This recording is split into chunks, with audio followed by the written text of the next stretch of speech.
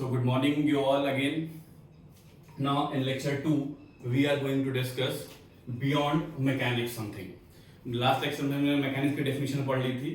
अब मैं यहाँ आपको बताऊंगा कि पहले मशीन्स क्या होती है, राइट? तो देखिए, machine is basically the combination of stationary and moving elements which are used either to utilize or to convert का मीनिंग होता है ट्रांसफॉर्म और to generate some form of energy into another form. फिर से repeat करता हूं, machine का मतलब क्या है? Machine is basically the combination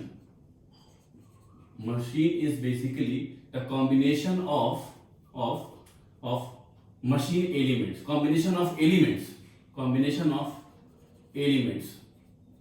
Machine is basically the combination of elements, and those elements may be what? Stationary or moving.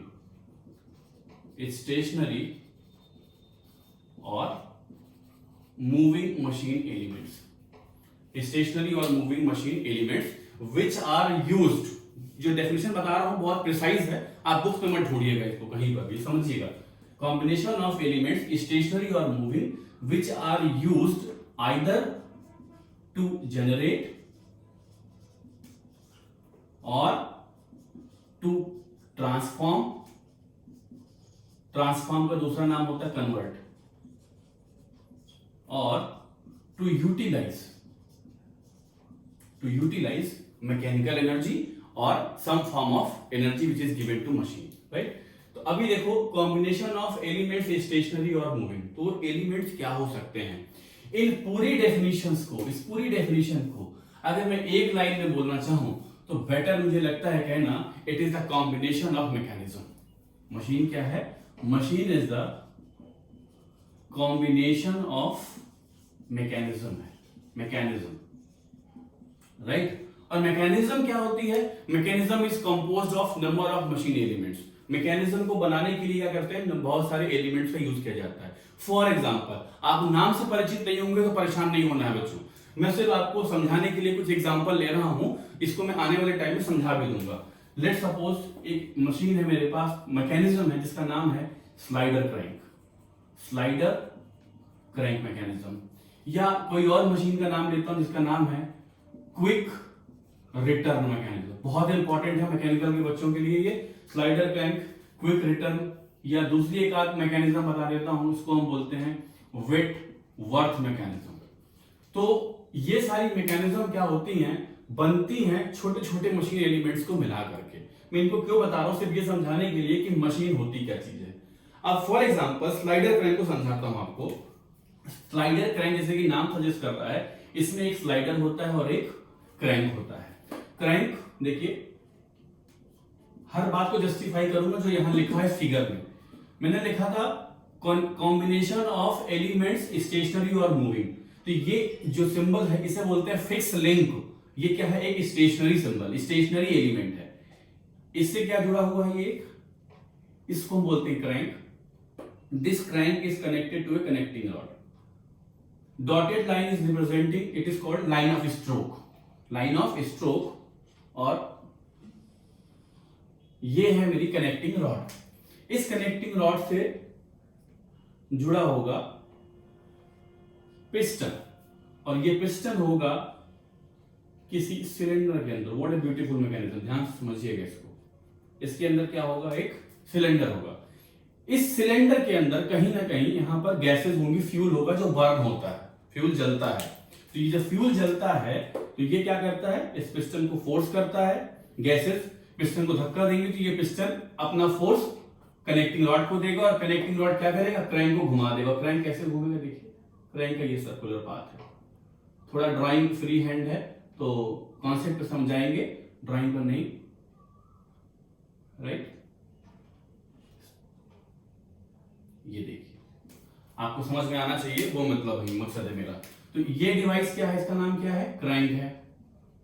इसका नाम मैंने क्या बताया आपको? This is connecting rod. ये फिक्स होता है पिस्टन, ये फिक्स है. ये है, इस लाइन का मतलब फिक्स है. ये क्या है? ये भी फिक्स है. इसको हम बोलते हैं piston. And this one is called what? Cylinder.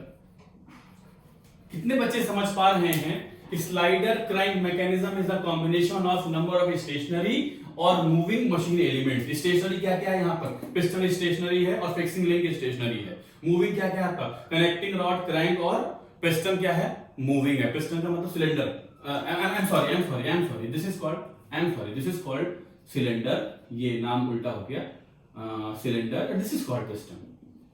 तो देखिए पिस्टन मूविंग है, कनेक्टिंग रॉड मूविंग और क्रैंक मूविंग। क्रैंक कैसे हो रहा है, क्रैंक रोटेट कर रहा है किसी एंगुलर डायरेक्शन में, ये एक सर्कुलर पाथ पे मूव करेगा। कनेक्टिंग रॉड क्या कर रहा होगा उसके साथ, रेसिप्रोकेट और ऑसिलेट कर रहा होगा। तो ये एक मैकेनिज्म है which is the combination of elements, elements में भी स्टेशनरी और मूविंग। समझ पाते हैं, बहुत अच्छा डेफिनेशन, बहुत अच्छा तरीका है समझने का लिए। किसी किताबों पर मत जाइएगा, try to understand your, try to develop your own concept. अब ये मशीन मैंने बोला जनरेटिंग भी हो सकती है, ट्रांसफॉर्मिंग भी हो सकती है और यूटिलाइजिंग भी हो सकती हैं। तो क्या मतलब है जनरेटिंग मशीन का, देखो generating machines are those machines which take some form of energy in it and convert it into mechanical energy। क्या बोल रहा हूं, जनरेटिंग मशीन वो मशीन है जो किसी भी फॉर्म की एनर्जी को ले उसे कन्वर्ट किसमें कर दे, मैकेनिकल में। अगर एक अच्छा सा एग्जांपल सोचूं तो दिमाग में किसी क्या आता है, yes good example turbine. Generating machine के बारे में पहले लिखता हूं यहां पर, what is generating machine. Generating machine क्या करते हैं इसमें हम, some form of energy is given, some form of energy यहां देते हैं, किसको देते हैं, ऑब्वियसली यार मशीन को देते हैं। And this is converted into useful energy और मैकेनिकल एनर्जी, मैकेनिकल एनर्जी। अगर मैं इस मशीन का नाम बोलूं टरबाइन, क्या है ये machine, if this machine is turbine, ये कैसी मशीन है मेरी, टरबाइन है। तो इसको आप कौन सी एनर्जी दे रहे हैं, वाटर देते हैं। तो वाटर का मतलब हाइड्रोलिक एनर्जी, हाइड्रोलिक एनर्जी देते हैं। पानी दिया जाता है यार मशीन को, टरबाइन की ब्लेड को पानी देते हैं, इसके अंदर ब्लेड घूमेगा और this will be converted into what, mechanical energy in terms of ये rotation, omega, rotation of shaft. तो आपको यहां क्या मिल जाएगा, मैकेनिकल एनर्जी को हम बोलते हैं शाफ्ट पावर। शाफ्ट के ऊपर कुछ पावर मिल जाएगी, इसको हम क्या बोल देंगे, this kind of machine is called what, generating machine. T is representing turbine. अब इसी मशीन को उल्टा कर दो तो कौन सी बन जाएगी, ट्रांसफॉर्मिंग और कन्वर्टिंग मशीन। यहां लिखता हूं ट्रांसफॉर्मिंग मशीन, राइट। इसमें आप क्या कर रहे होगे, just reverse of that, just reverse of it. यहां क्या होगा, जो भी मशीन होगी आपकी मशीन, ये आउटपुट पर क्या दे रही होगी, किसी भी फॉर्म की energy, some form of useful energy, कुछ भी आपको यहां मिल रहा होगा यूजफुल एनर्जी। और यहां पर क्या दे रहे होंगे आप, mechanical energy. For example hydraulic pump और जनरेटर क्या करते हैं, अगर आप हाइड्रोलिक पंप का मतलब जिससे पानी चढ़ाया जाता है, अगर मैं यहां पर पंप का सिंबल बनाऊं तो it is some kind of hydraulic pump, just reverse of turbine. यहां पर आप क्या दे रहे होते हैं उसको, मैकेनिकल एनर्जी। किसके फॉर्म में देते हो, यहां पर एक एम्पेलर होता है, थोड़ा सा समझा देता हूं ऐसे, ये रोटेट कर रहा होता, पानी यहां से चढ़ता है, देखो पानी यहां से चढ़ता है और यहां से बाहर निकलता है, राइट। तो इसको आप पानी की सप्लाई करोगे और ये किस में कन्वर्ट कर देगा उसको, हेड में। हेड का मतलब क्या हो गया, एनर्जी पर यूनिट वेट, मतलब पानी को किसी न किसी हाइट पर ये चढ़ा देता है। तो ऐसे डिवाइस को क्या बोलते हैं, ट्रांसफॉर्मिंग मशीन, जिन्होंने मैकेनिकल एनर्जी को ट्रांसफॉर्म कर दिया किसी अनदर फॉर्म में। जनरेटर भी यही काम करते हैं हमारे, right. When the shaft of the turbine is coupled with generator, then this mechanical energy is converted into electrical energy. Good. Third आती है हमारे पास यूटिलाइजिंग मशीन। तो मैं शायद नीचे दिख ना रहा हो, मैं ऊपर लिख देता हूं। आई सपोज ये फिगर अगर आपको विजिबल है या नहीं, आई डोंट नो, तो मैं इस फिगर को दोबारा से यहां बना देता हूं। For this I am drawing the figure again. यहां पर मैंने आपको बताया ये एक एम्पेलर है, राइट। एम्पेलर में हम पानी चढ़ाते हैं, दिस पानी सप्लाई करते हैं, ये पानी क्या होता है, हाई हेड पे चढ़ जाता है। तो ये मशीन है, ये पूरी मशीन है जो कि यहां पर पंप के फॉर्म में होती है, जिसको हम इस तरह से रिप्रेजेंट करते हैं, यही है हमारा पंप। इसको पंप बोलते हैं, और यहां से हमें एक हाई हेड मिल जाता है। हेड का मतलब बताया मैंने per unit weight of water, तो या per unit weight of energy. तो ये आपकी ट्रांसफार्मिंग मशीन हो गई। नाउ मैं इसको थोड़ा रफ करता हूं and let me discuss something about utilising machine कि यूटिलाइजिंग मशीन क्या होती है। तो देखिए, utilising machine, see most of the machines are utilising machines, जो किसी भी मैकेनिकल एनर्जी को किसी भी फॉर्म में यूज कर सके। जैसे आपके पास लेथ मशीन होती है, आपने फर्स्ट ईयर में या लैब में वर्कशॉप में देखा होगा। शेपर होता है, शेपर, प्लानर, या आपके ऑटोमोबाइल्स जितने भी होते हैं, automobiles, these all are what utilising machines, right. तो मैंने आपको मशीन की डेफिनेशन क्लियर कर दी और कितने टाइप की होती है, क्या होती है, ये आपको बता दिया, राइट, गुड। अब इन मशीन्स को डिजाइन करना है। मशीन को डिजाइन करने का मतलब है we need to design the elements of machine. इसके लिए हम स्पेसिफिकली एक सब्जेक्ट भी करते हैं, डिजाइन ऑफ मशीन एलिमेंट्स, जिसको हम मशीन डिजाइन भी बोलते हैं। हालांकि वहां पे मशीन नहीं डिजाइन की जाती, वहां सिर्फ एलिमेंट्स डिजाइन किए जाते हैं, मतलब किन से मशीन बनी हुई है। अब आपको समझ में आता है कौन कौन से एलिमेंट आपको डिजाइन करने हैं। क्रैंक डिजाइन करनी है, कनेक्टिंग रॉड डिजाइन करनी है, पिस्टन डिजाइन करना है, सिलेंडर डिजाइन करना है, सो ऑन, जो भी कंपोनेंट्स हैं। नाउ इन डिजाइनिंग को प्रोसीड करने के लिए जिन इक्वेशंस की रिक्वायरमेंट होगी, वो इक्वेशंस कहां स्टडी की जाती हैं? स्ट्रेंथ ऑफ मटेरियल में स्टडी की जाती हैं। Means what is the aim of strength of material. यहां आता है aim of strength of material. Aim of strength of material क्या है? तो the aim of strength of material is deriving the expressions for stresses, strain, deflection and deformation which will be used for the proper functionality of any machine. क्या aim है यहां पर? The purpose is, the aim of a song is deriving the expression for stress, strain, deformation, deflection। मैं क्या बोल रहा हूं? Stress, strain, deformation, deflection and so on. किसके लिए?